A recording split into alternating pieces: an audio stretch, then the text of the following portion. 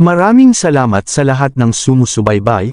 Please subscribe and follow my YouTube and Facebook channel, Filipino Novel. Maraming salamat po. Kabanata 1241. Gaya ng sinabi ni Severin kanina, si Mick ay isang level 7 warrior king. Halos walang tao sa lungsod na ito ang makakatalo sa kanya. Kaya naman, talagang nagulat ang lahat nang malaman na mas malakas ang babae kaysa kay Mick. Naglakad si Diane kasama si Severin. Matapos mag-isip ng ilang sandali, gumawa siya ng matapang na hula. Sa tingin ko malamang hindi siya taga-lungsod na ito. Kung hindi, hindi siya maglalakas loob na dumating para magdulot ng gulo. Tumango si Severin. Oo, sumasang-ayon ako. Most probably I'm her target because she knows my mind. Pero hindi ko lang maisip kung sino siya. Hindi nagtagal, nasa isang bakanteng espasyo sila sa compound. Maraming mga bodyguard ang nakatayo sa isang bilog upang palibutan ang isang batang babae na naka-purple dress sa gitna. Lahat sila ay tumingin sa kanya nang may takot dahil alam nilang napakalakas niya. Siya ay nagkaroon ng isang perpektong aura sa katawan. Ang maskara sa kanyang mukha ay nagmukhang napakahiwaga at walang makapagsasabi kung ano ang hitsura niya. Tumingin si Severin at kumunat ang noo. Tila, ang kanyang katawan ay nagpapaalala sa kanya ng isang tao ngunit hindi niya maalala. Miss, sino ka? Bakit gusto mo akong hamanin? Tanong ni Severin pagkatapos mag-isip. Gayunpaman, hindi siya kinausap ng babae. Ikinuyong niya ang kanyang kamao at tinakpan ito ng kanyang espiritual na enerhiya. Sa loob ng ilang segundo, lumipad siya sa ere at sinuntok si Severin. Nakita ito ni Severin at itinaas ang kanyang kamay upang labanan ang kanyang suntok. Bang! Matapos ang isang malakas na tunog, ang babae ay pinadala ng ilang talampakan ang layo bago siya tuluyang makatayo. Pagkatapos ay tinanggal niya ang kanyang maskara. Sus, hindi ito nakakatuwa. Akala ko hindi masyadong malayo ang narating ko sa iyo pagkatapos ng huling tagumpay ko, ngunit nagkamali ako. Miss Sophia, ikaw, haha, I had a feeling I saw you somewhere before. Masayang tumawa si Severin nang ibunyag ni Sophia ang tunay niyang pagkatao. Ang babaeng nakamaskara ay si Sophia mula sa Stormy Moon sect. Ha! I also think she looks very familiar but I just can't figure out who she is. Sophia, bakit ka nandito? Tuwang-tuwa si Megan nang makitang si Sophia iyon. Kilala mo siya. Natigilan si Mick. Ngumiti si Sophia. Naging magkaibigan kami. Nagsasanay ako ng husto at sa wakas ay naging level 3 warrior emperor na ako. Akala ko ako na sa wakas ang kalaban ni Severin pero nagkamali ako. Hoy, ano ang iyong natamo? Hasted on the punch just now, I presume you're at least a level 5 warrior emperor. Level 3 warrior emperor. Iniwan nito ang paghanga sa lahat matapos marinig na si Sophia ay isang level 3 warrior emperor. Hindi nila akalain na ang isang dalagang tulad niya ay magkakaroon ng ganoon kataas na kakayahan. Oh, aking Diyos, napakalakas mo. Isa ka ba sa the 3 commanders? Hindi, teka, ang 3 commander ay pawang lalaki, bamulong si Blade. Ngumiti si Severin at sinabing, hindi tagamundo si Miss Sophia. Siya ay isang disipulo ng isang liblib na sekta na tinatawag na Stormy Moon sect at siya ay isang elite na disipulo sa sekta. May taga Stormy Moon sect dito. Ang kaguluhan ay umakit kay Severin ng 6 na babaeng bodyguard. Kumunat ang noo ni Abigail. Sir, di ba lang may isang lalaki mula sa Stormy Moon sect na sumubok sa ating lahat dito? Paano mo naging kaibigan ang taong ito mula sa Stormy Moon sect? Pagkarinig nun, sumimangot si Sophia. Someone from my sect tried to attack all you. Napaisip siya. Bago sinagot ni Severin ang tanong, nagtanong siya, si Meldrick ba? Damn it! Nangako siya sa akin na hindi kanya guguluhin. Hindi ko alam na gagawin niya ang ganoong bagay sa likod ko. Ngumiti ng mapait si Severin at nagpaliwanag, hindi siya. Isa pang level 7 na warrior king na lalaki. Ronnie yata ang pangalan niya. Mr. Ronnie. Napabuntong hininga si Sophia at ibinuka ang kanyang bibig para ipakita kung gaano siya nabigla. Sinasabi mo bang sinubukan kanyang patayin? No wonder hindi ko siya nakikita sa paligid. May nagsabi sa akin baka umalis siya sa sekta para gumala. Pero bihira para sa isang tao na umalis sa sekta ng ganoon katagal. Hindi niya maitago ang gulat na naramdaman niya. I guess sinusubukan niyang maghiganti para sa anak niya. Ngunit siya ay isang antas 7 mandirigma na emperador. Bakit ang bait mo? Napagtanto ba niya na ang kanyang anak ay isang jerk at nagpa siya na palayain ka? Napangiti si Dayan. Miss Sofia, base sa kanyang pagkatao at pagmamahal sa kanyang anak, sa tingin mo ba ay bibitawan na lang niya si Severin? Obviously, mas malakas si Severin sa kanya at pinatay siya. Pinatay mo siya. Muli, nabigla si Sofia. Sa totoo lang, hindi maraming tao ang makakaabot sa level 7 Warrior Emperor. Marahil ay kakaunti lamang ang mga taong nagkaroon ng pagkakataong makamit ang antas na iyon. Gayunpaman, napakalakas ni Severin na kaya niyang pumatay ng level 7 Warrior King. Tumingin siya kay Severin na may kakaiba at nakakagulat na ekspresyon. Naisip niya, gaano kalakas ang lalaking ito. Kung kaya niyang pumatay ng level 7 Warrior Emperor, ibig sabihin, kahit nasa mga level 8 Warrior Emperor siya. Sus! Napakalakas mo talaga. Pinatay mo talaga ang isang tagapag-alaga mula sa aking sekta. Sa huli, hindi mapigilan ni Sofia na kutsain ang sarili. Akala ko level 2 Warrior Emperor ka lang. That's why I decided to disguise myself to ask for a fight to let you know I am improved. Pero clown pala ako sa iyo. Nahiyang ngumiti si Severin. Miss Sofia, seryoso ka bang nanggaling ka pa sa Stormy Moon Sect para lang hamunin akong lumaban? Bumalik si Sofia sa sarili na may nakakahiyang ngiti dahil pumunta talaga siya dito para hanapin si Severin, pero hindi para hamunin. Nang bumalik siya sa sekta, hindi niya maiwasan at patuloy na iniisip si Severin. Bukod dito, binanggit ni Severin na tatanggapin niya ito ng bukas ang mga kamay kung magpas siya itong bisitahin siya isang araw. Kaya naman, nagpasya siyang maging mas agresibo at hinanap si Severin. At isa pa, mahiyain si Sofia kaya sasabihin niya kay Severin na pumunta siya rito dahil sa namimiss niya ito. Pagkatapos ng ilang pag-iisip, nakahanap siya ng magandang dahilan. Binigyan ako ng misyon at natapos ko na. Pagkatapos noon, dumaan ako sa Southlink City at naalala kong dito ka nagstay kaya naisipan kong bisitahin ka. Humalukip-kap siya at nagtaas ng kilay, what's wrong? Sasabihin mo ba sa akin na hindi ka masaya na makita ako at hindi mo ako tinatanggap? Pagkarinig nun, tumawa ng malakas si Severin. Maligayang pagdating sa Southlink City. Kaibigan kita. Siyempre, malugod kitang tinatanggap. Sa Funprairie, medyo nag-aalala si Megan. Sofia, ere-report mo ba sa sekta mo na pinatay ni Severin ang sect's guardian niyo? Kung nalaman ito ng inyong mga elder o sect master, magkakaroon kami ng malaking problema. Nag-aalala ako na susundan nila kami. Sa ngayon, hindi alam ng marami ang tungkol dito at medyo matagal na rin. Ngumiti ng malumanay si Sofia, don't worry. Hindi ko sasabihin sa kanila. Napilitan si Severin na patayin ang anak ni Mr. Ronnie dahil sa akin. Dahil patay na siya, magpapanggap akong hindi ko alam ang tungkol dito. Mahusay, Miss Sofia, mangyaring pumasok. Dahil narito ka, manatili ka ng mas matagal. Hinihiling ko kay Sheila, Diane, at sa iba pang mga babae na magpakita sa iyo, ngumiti si Severin. Sa totoo lang, nagulat si Severin nang makitang bumisita si Sofia sa kanya. Sa simula, pinahaba niya ang hospitality dahil magalang siya ngunit hindi niya inaasahan na magpapakita siya. Saglit na nag-isip si Severin at nagpaalam, Hoy, Sofia, mas mabuting huwag ka nang magpakita ng ganito sa susunod.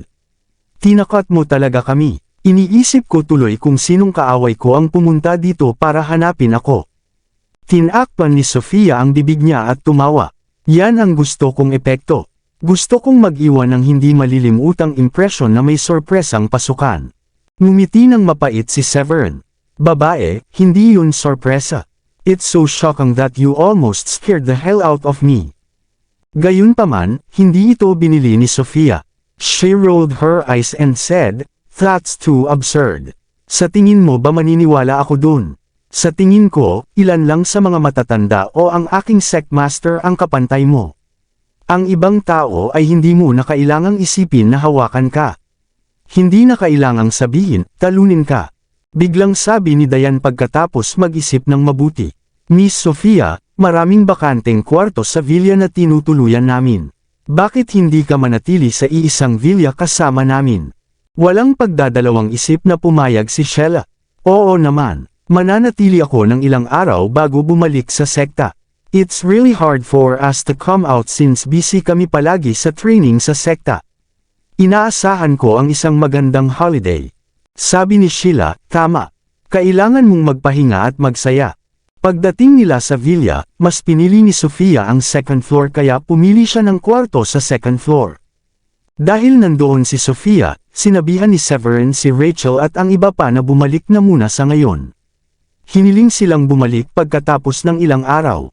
Ngayong mas alam na ni Severin ang tungkol sa kanilang natamo, binalak niyang bigyan sila ng ilang alchemical pills kapag nasanay na sila sa kanilang kasalukuyang yugto. Nang bumalik si Sofia sa silid upang magpahinga, sinabihan ni Severin si Megan na magpareserba ng hapunan para sa pagsalubong kay Sofia.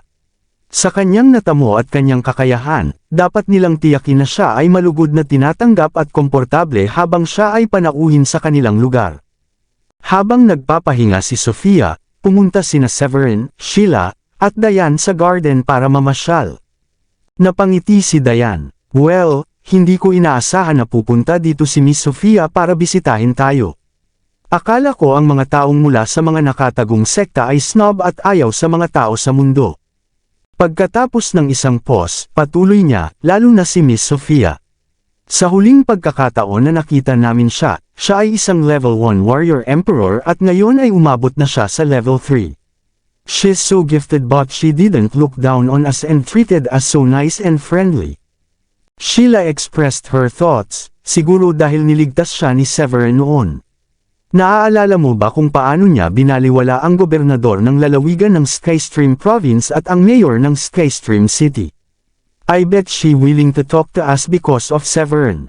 She continued, maliban doon, isa lang ang naiisip kong dahilan. Ano ito? Sabay na tanong ni Severin at Diane at pareho silang napatingin kay Sheila. Ngumisi si Sheila habang nagpapahayag ng medyo misteryosong ekspresyon. I bet may feelings siya sa'yo o may gusto sa'yo. Iyon lang ang paliwanag sa tanong. Walang imek si Severin at mapait na ngumiti. Ano ang iniisip mo? Before this, you told me you had feelings for me and now you said the same thing about Sofia. Sa tingin mo ba lahat ng babae ay may nararamdaman para sa akin? Napatigil si Sheila sa sarili niyang iniisip. Kailangan mong maniwala sa akin. Sixth sense ko ito. Dapat mong malaman na ang sixth sense ng isang babae ay napakatumpak. Tumingin si Severin kay Diane at tinanong siya, Diane, nararamdaman mo ba iyon? Nahiyang ngumiti si Diane at umiling, hindi ko alam. I went there when you found Miss Nancy and Miss Yuka and I just saw them a couple of days ago. At saka matagal na akong hindi nakasama sa inyo. Hindi ko alam kung anong nangyari sa inyong lahat. Kaya wala akong alam. Walang magawa si Severin. Anyway, I think Sofia is here dahil dumaan siya sa city at gusto niyang magbakasyon para makapag-relax. Dapat ay nagpapasalamat siya na iniligtas ko ang kanyang buhay noon at gustong puntahan ako. Sheila, tigilan mo na yung pag-o-overthink mo. Nagpout si Sheila. Naniniwala ka ba sa sinabi niya sa'yo? Malamang nagsisinungaling siya sa'yo. I really think she come all the way here to see you kasi gusto ka niya at miss ka na niya. Nahihiya lang siyang sabihin sa'yo. Halos himatayan si Severin. He said with a bitter sneer, naririnig mo ba ang sinabi mo? Ganyan ba talaga ako kaakit-akit at kaakit-akit? You make it sound like lahat ng babae sa mundong ito ay mai-inlove sa akin kapag nakita nila ako. Kabanata 1245. Biglang tumingin si Diane kay Severin at sinabing, hindi ko alam kung gusto ka niya o hindi. Ngunit ikaw ay talagang isang napakakaakit-akit at kaakit-akit na tao. Hindi alam ni Severin ang sasabihin. Diane, malaking papuri iyon. Natatakot akong magkaroon ako ng labis na pagmamataas sa hinaharap. Paliwanag ni Diane, you're young and handsome. Mataas ang iyong nakamit. At isa kang second grade high-rank alchemist. Alam mo kung gaano kasikat ang isang alchemist. Hinahangad at ginagalang sila kahit saan sila magpunta. Nasa iyo ang lahat ng mga pakinabang na iyon. Iniisip mo pa ba na hindi ka gaanong kaakit-akit sa mga babae? Kung hindi ka nila gusto, sila ay bulag o patay. Sige, sige, You two need to stop or I am going to smile even in my dream. Pinigilan sila ni Severin na purihin siya ng karagdagan. Haha, hindi ako naniniwala doon. Isa kang napaka-mature at matatag na lalaki. Tinakpan ni Sheila ang bibig niya at tumawa. Pagkatapos niyang mag-isip tungkol dito, sinabi niya, "Oh, Diane, nakalimutan kong sabihin sa iyo. Isa na akong third grade low rank na alchemist ngayon. At medyo matagal na akong nananatili sa antas na ito. Sa palagay ko magsisimula akong gumawa ng pangatlong grado na medium rank na alchemical na tableta makalipas ang ilang araw." "Ano, isa ka bang third grade low rank na alchemist?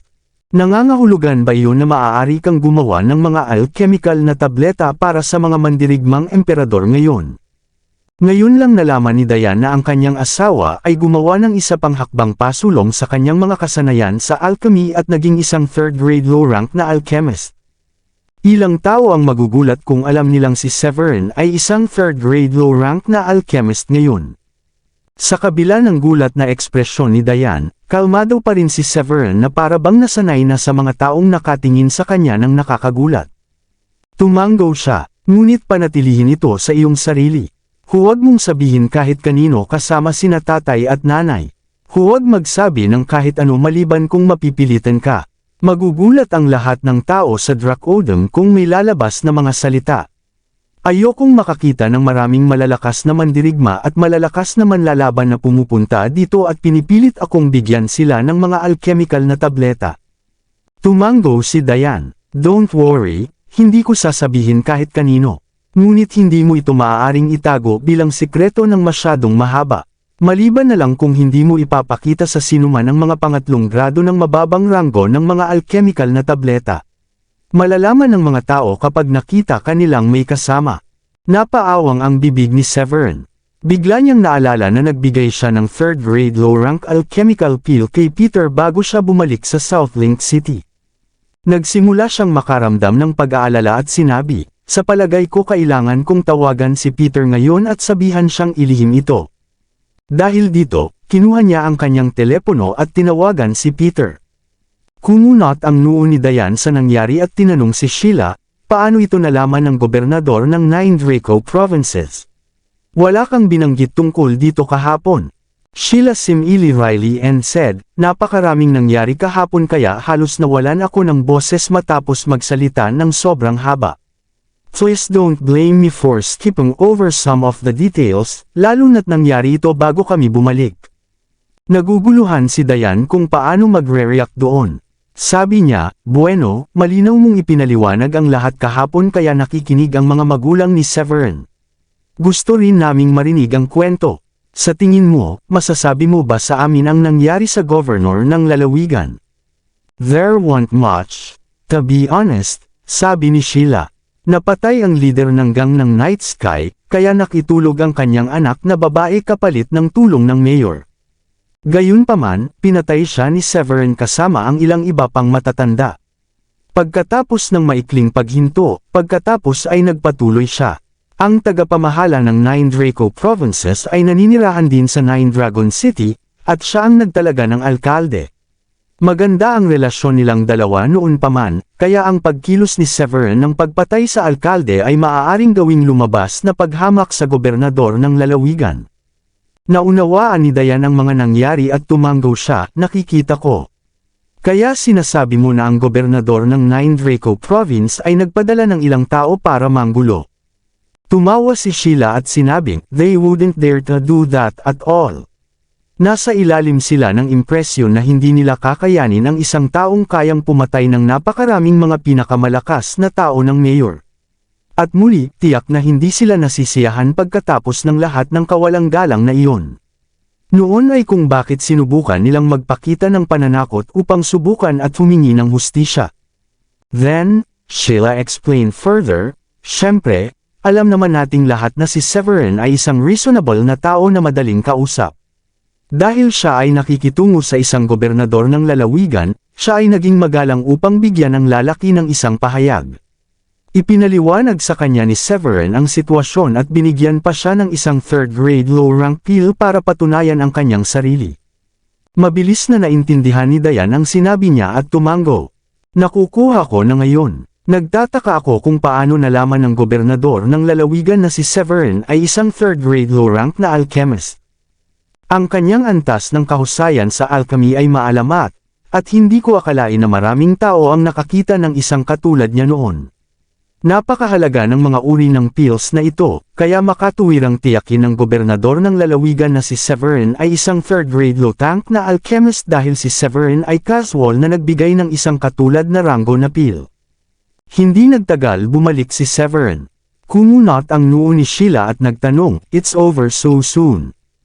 Hindi ako tumawag, si Severin ang sumagot. Bakit hindi? Nagpalitan ng nalilitong tingin sina Diane at Sheila sa isa't isa.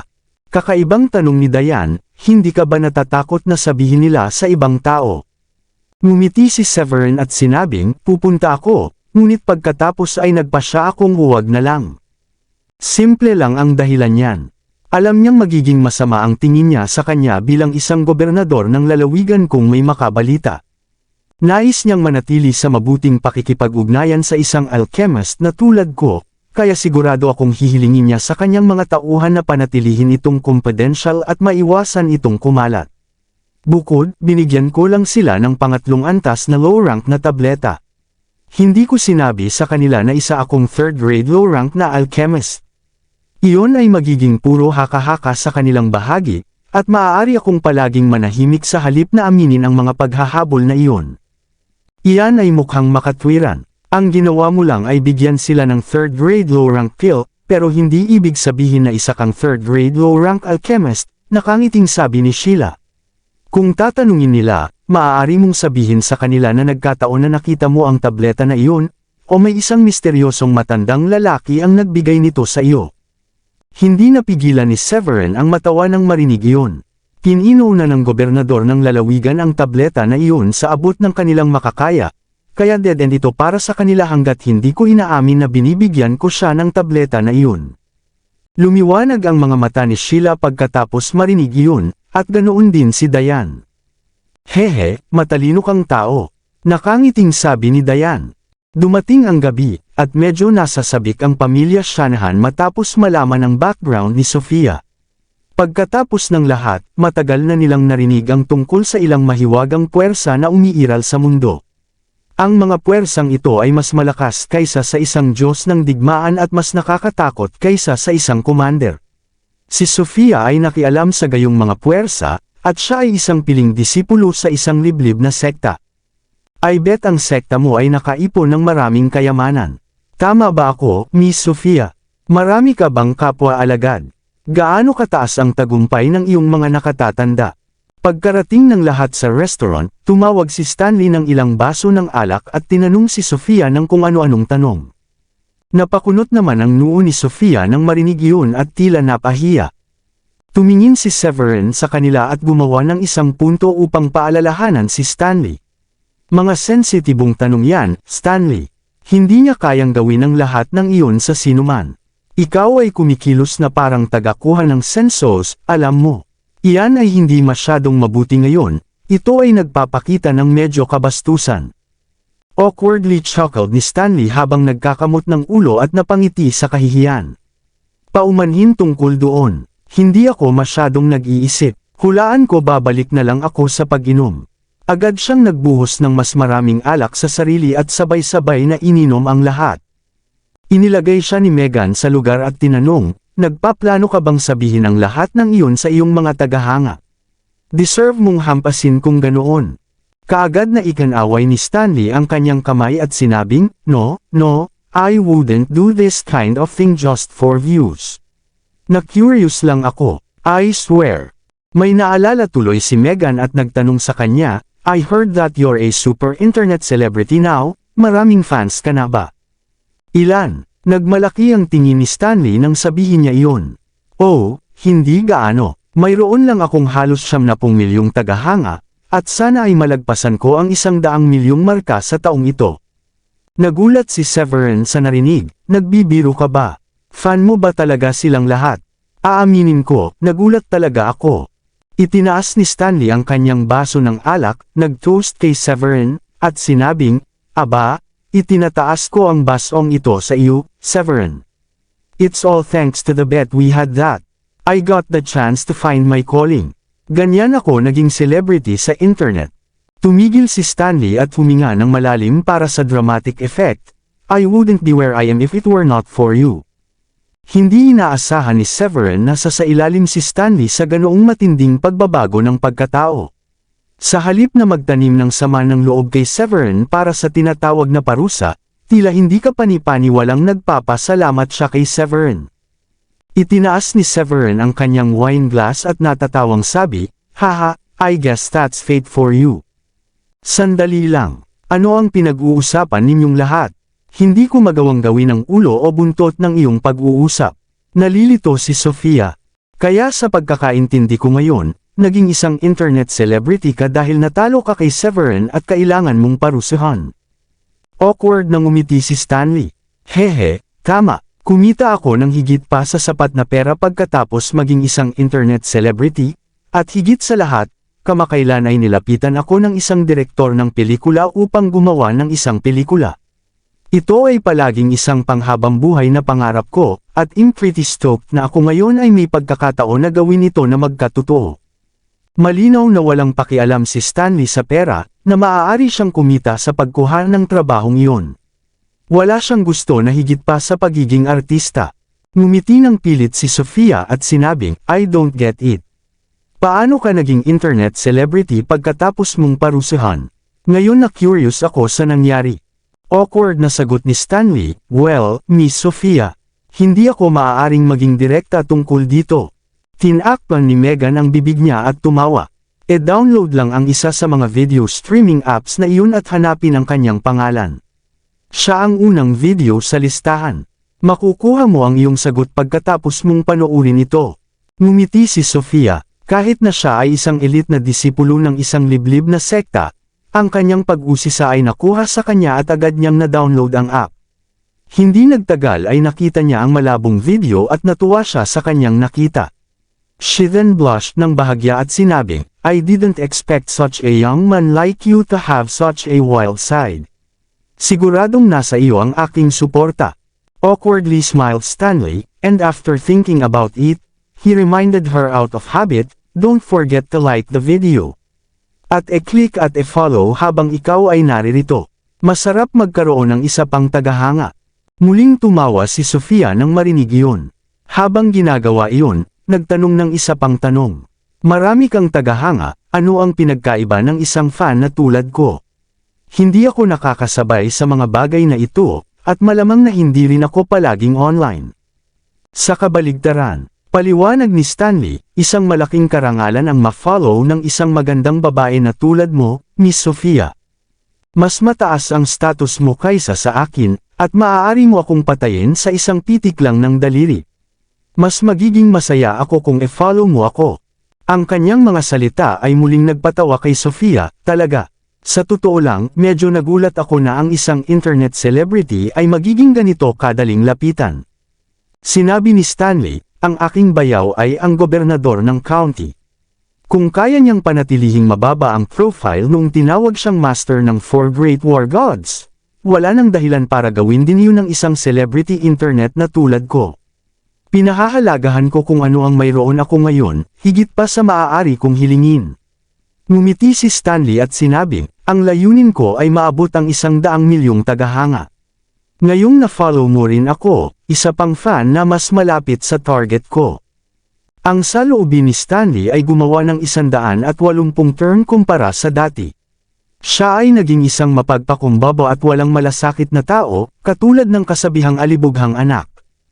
Ito ay isang kasiya siyang pagkain na nagdulot ng labis na kagalakan sa mga Shanahan. Napuno ang lahat at nagbahagi ng masasayang alaala na magkasama. Bago umalis, lumapit si Catherine. Severin, Diane, at Sheila, pwede ba pumunta sa villa ko pagbalik natin? May gusto akong pag-usapan sa inyong tatlo. Nagulat si Severin, Diane at Sheila. Bagamat ang matandang babae ang pinakamatanda sa pamilya, sina Severin at Diane ang may huling desisyon tungkol sa anumang bagay na nag-aalala sa mga Shanahan. Pagkatapos ng lahat, ang mga Shanahan ay nasa South County Mansion, na talagang malayo sa kanilang araw bilang isang third-rate na pamilya.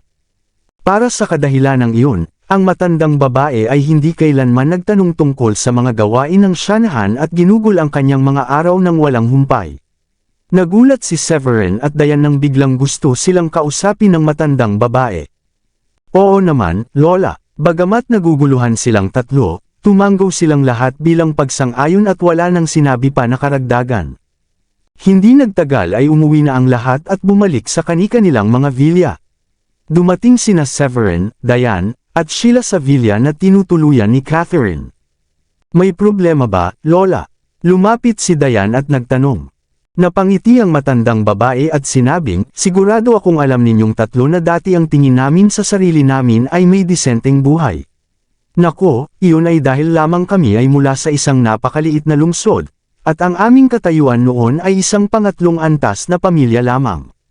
Ito ay tulad ng isang malayo sa taas na narating natin ngayon.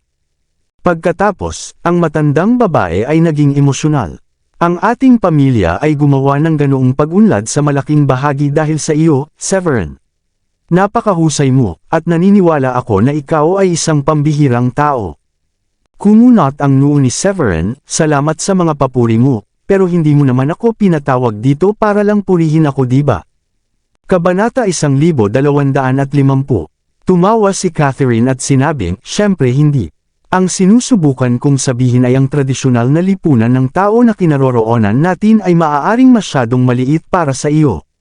Mayroon kang potensyal na makamit ang higit pa. I guess what I'm trying to say is, you're free to seek personal growth as long as you can bring more stability to our family. Huminto siya saglit bago nagpatuloy, ang Stormy Moon Sect ay maaaring magandang lugar para magsimula ka. Isa kang alchemist, at napakabuti mo rin kasama si Sofia. Para sa akin, maganda ang kanyang ginagawa sa Stormy Moon Sect, kaya mabuti kung makukuha mo siyang irekomende ka bilang isang potensyal na disipulo. Malakas ka na para patayin ang kanilang tagapag-alaga, kaya malamang na maging elder ka kaagad. Kahit man hindi, mabilis kang masusubaybayan upang maging isa. Ano ang gagawin mo na isipin? Nagkatinginan sina Diane at Sheila na medyo kakaiba ang mga ekspresyon. Sa nangyari, tinawag sila ng matandang babae para hikayatin si Severin na sumali sa Stormy Moon Sect. Unfortunately, she would be in for some disappointment because they had both tried persuading Severin before to no avail, at hindi siya interesado dito. Hindi agad nakasagot si Severin sa kanya. Nagtataka niyang tanong, you could be talk to me alone if you want to persuade me na sumali sa Stormy Moon Sect. Bakit mo tinawag si Diane at tapos rin si Sheila? Ngumiti ang matandang babae at sinabing, walang nakatakas sa iyo, Severin. Huminto siya saglit bago nagpatuloy, maaaring medyo mababa ang natamo ni na Diane at Sheila, ngunit bubuti sila ng husto kasama ka dahil isa kang alchemist. Pagkatapos mong sumali sa Stormy Moon Sect at maging isang elder, ikaw ay malamang na magkakaroon ng ilang pagkakataon sa pagyuko ng mga patakaran at pagpapapasok din sa kanila. Ngumiti si Sheila at sinabing, the Stormy Moon Sect doesn't matter ng marami sa akin. Kahit saan pumunta si Severin, susunod ako. Babae niya ako after all, and I'll be his woman for the rest of my life. Sa katunayan, kumapit sa kanya na parang koala. Pagkatapos ay lumingon siya kay Diane at sinabing, maniwala ka na ganoon din ang iniisip ni Diane gaya ko. Tumanggo si Diane, tatabi ako sa kanya. Sasama sa kanya magpakailanman, at kahit kamatayan ay hindi maghihiwalay sa amin. Hindi kami malakas ni Sheila, kaya wala kaming choice kundi gawin ang lahat para hindi siya pigilan. Tumanggo si Catherine bilang kasiyahan. Lahat kayo tapat na babae. Ang swerte ni Severin sa mga babaeng napangasawa niya. Sa tingin mo, nagustuhan ba ni Sofia si Severin? Kaya ba bigla na lang siyang nagpasya na manatili sa atin ng ilang araw? Si Severin ay isang kamanghamanghang tao, kaya hindi dapat magtaka na kahit isang piling alagad ng isang liblib na sekta ay mai-inlove sa kanya. She then continued, that's also why I called you both here. Parehong makikinabang si Severin at ang ating pamilya kung kasama niya si Sofia. On the off chance that they get together, I sincerely hope that you can both more tolerant and accepting of Sofia. Lumipat ang mga mata ni Diane sa isang sulok. Hindi niya inaasahan na iyon ang dahilan ni Catherine sa pagtawag sa kanila doon. Hindi na nakapagpigil pa si Severin at agad na nagsabi, "Well, I don't think you need to worry about that." Nilinaw ni Sofia na dumaan lang siya. 3 beses ko pa lang siya nakilala. Don't you think it's a little over the top to claim that she likes me? Napailing ang matandang babae nang marinig ang mga protesta nito. Laging tama ang kutob ko. Maaaring matanda na ako, ngunit mayroon pa rin akong magandang mata pagdating sa pag-unawa sa mga tao. Gusto ka ni Sofia, ganyan ako sigurado. Nagulat si Sheila nang malaman na si Catherine ay may mga iniisip na katulad niya. Agad na lumiwanag ang kanyang mga mata, at sinabi niya, "Naniniwala ka ba talaga na ganoon ang kaso?" Nagkaroon din ako ng parehong pakiramdam. Ang una kong naisip ay pumunta siya dito para hanapin siya. Huwag kang mag-alala, Lola. Sa tingin ko ay mabuting tao si Sofia. Ganoon din kay Nancy, Yuka, Gracie, at Rachel. Halos mahimatay si Severin nang marinig iyon. Inikat niya ang mata niya kay Sheila at sinabi, "Asawa ko ba kayo o matchmaker ka?"